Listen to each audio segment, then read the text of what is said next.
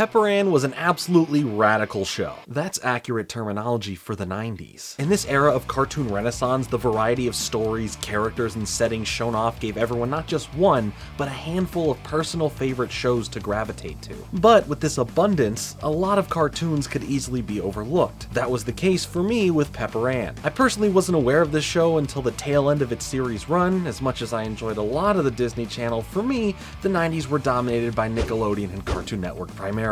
Over time, the show went from Disney's one Saturday morning's programming block to some reruns on Disney Channel and their sister channel Toon Disney, and by 2008 the show stopped being circulated. So there were some substantial rerun legs, but it got overshadowed and overlooked compared to the constant barrage of cartoons the 2000s would bring. So in retrospect, I've had this vague memory of watching the show but not retaining much, as it had been out of my consciousness for some time now. But in working on other videos for the channel, the name Pepper Ann has started creeping its way back from the recesses of my brain.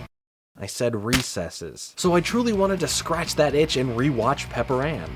One problem though, there has been no proper way to watch it, with it no longer being on the air with those reruns and no official DVD release. Until now, as of September 8th, 2021, Disney has released the show on Disney Plus for a new generation to discover, and for the nostalgic gremlins like myself to relive a part of their childhood. So with that being said, I've spent the past several days binging the show and letting these memories wash back over me, and honestly learned a lot about this fascinating show that was a quintessential product of the 90s. Pepper Ann was a unique and quirky look at the early teen life through the lens of a preteen girl, while also making history as the first Disney animated series ever created by a woman. The next woman-created animated series from Disney would not be for another 17 years until 2015, with Darren Nefsey's Star vs. the Forces of Evil. First premiering on September 13th, 1997, Pepper Ann, like I mentioned earlier, aired as a part of Disney Channel's one Saturday morning cartoon block for 5 seasons until its final episode on November 18th, 2000. The series was created and written by Sue Rose, and at the time, advertising executive and cartoonist, and co-written by CBS News correspondent, Harvard alum, and later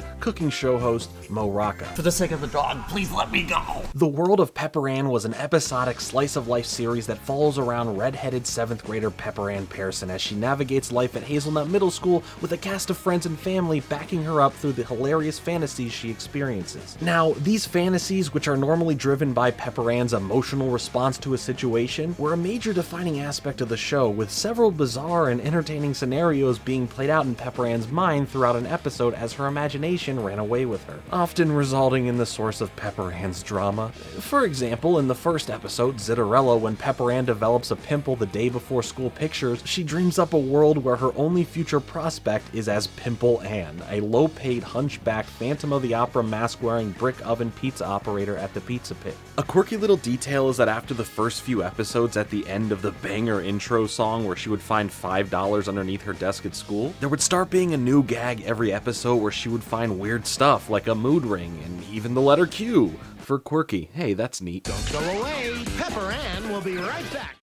Now, back to Pepper Ann. Backing up Pepper Ann through her stressful middle school days is her best friend's Nikki Little, a fellow 7th grader who is just a bit too perfect, and the always mellow Milo Kamalani. The show had a plethora of supporting characters that were heavily featured throughout the show's run, such as Pepper Ann's classmate Dieter Lederhosen, who had moved here from Germany and throughout the series is revealed to be the secret crush of several characters in the show. There's Principal Hickey, who is constantly trying to run away from Pepper Ann's crazy misadventures, and because of all the mishaps that Pepper Ann gets into, really is the only antagonist of the show. And even Craig Bean, the hazelnut 8th grader and Pepper Ann's everyone's love interest, honestly. He just has this certain look about him with the sunglasses and the way his hair's parted, even has braces. Like he has the full TikTok starter kit right here. Pepper Ann herself is a snarky, tomboyish character who breaks away from the mold of other teen female protagonists of the time. She was a bold, confident character who controlled her own story instead of being a side piece of someone else's. It was one of the first times a female main character of a featured TV show operated like this, as a quirky, well-defined character who moved past the 90s cultural feminine norms, breaking the narrow stereotypes that female characters often fell into during this era, as well as being a prominent footnote for strong female leads going forward. This show walked so Kim Possible could run. Even more of note, this standard of fully developed, unique characters was applied to all of the female presenting characters in this show, from Pepper Ann and her friends to Pepper Ann's little sister Moose, a young child who found her truth in a gentle rejection of femininity and gender norms in general, and Pepper's mom, a single mother raising 2 children with care, compassion, and determination. Another way they broke out of the formulaic mold was by having Pepper Ann's parents be divorced. Her father Chuck, while rarely in the show itself, is scarcely detailed into who he is in general. We actually don't even see his face until the episode That's My Dad, emphasizing the distance her and her father have and the struggles that come from divorced parents, especially at a young age. Kinda surprising to see a deep-rooted internal and external struggle like this play out as some major plot points not only in the story,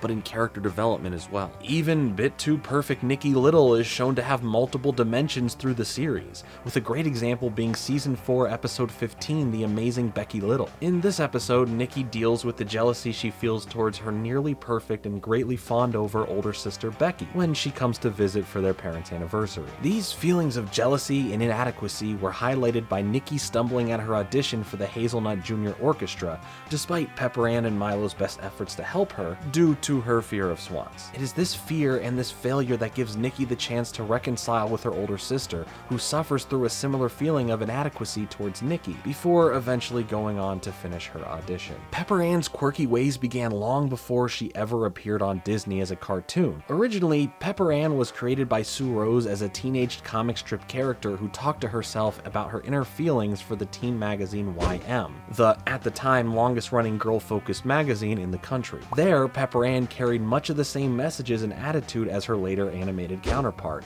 with major differences being in design and the cast of background characters. It was later on that a friend of Rose suggested that she should try and pitch Pepper Ann as a TV show, so they went and had a nice lunch. No, they went and pitched the show, obviously. Rose already had some experience with animation and production companies as one of the co-creators of Fido Dido, a cartoon character and later PepsiCo mascot who was featured in numerous ads and commercials for the company. Using that experience, she worked out a storyline, aged Pepper Ann down a few years, created a supporting cast, and pitched it to Nickelodeon in 1995. Nick ended up turning the pitch down, feeling the character looked a bit too similar to Fido Dido. Hey, at least it's better than all the adult animated shows coming out today that all look the same. I mean, come on. If I took away any of these shows' names and told you they were any of the other shows here instead, you wouldn't be the wiser. Nobody's gonna know.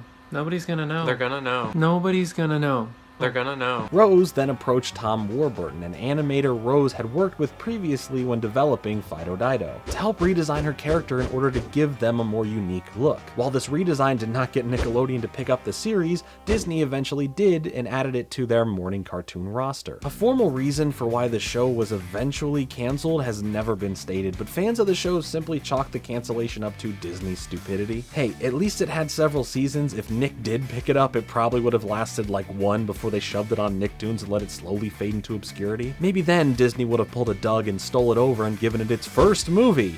And its only movie. During and after Pepper Ann's success, Sue Rose went on to be involved with several other works that challenged stereotypical gender norms and characterizations while looking at the world with a more open three-dimensional view. Such works includes the cartoon Angela Anaconda. If you've ever seen the Digimon movie, you know what that is for sure, which carried very similar themes of self-expression and confidence as Pepper Ann, as well as Sue would create the Nickelodeon show Unfabulous, which took a look at early teenhood in an earnest and lighthearted way. Yeah, I'll say it, Unfabulous was extremely underrated. Don't at me. Pepper Ann's characterization as a spunky, well-rounded, stereotype-defying protagonist has made it a well-beloved childhood show for many that is often cited as an underappreciated narrative on the growth the 90s underwent in regard to gender roles and gender equality. Fans of the show now have the chance to rewatch the iconic series after 22 years, as Disney has recently put Pepper Ann on Disney+, where it can be enjoyed as well by a whole new generation. I wish I had given this show some more attention when it was originally airing, but I am glad I got to watch it growing up through mostly reruns and now being able to jump back into it as an adult and appreciate how ahead of the time it was and what it helped pave the way for. Pepper Ann is a certified classic gem in my book, and I implore you to give it a watch. I appreciate you checking out this video. Let me know your thoughts on Pepper Ann down below in the comments. Make sure to hit that like and subscribe for more content like this. I'll see you soon with a new video, but until then,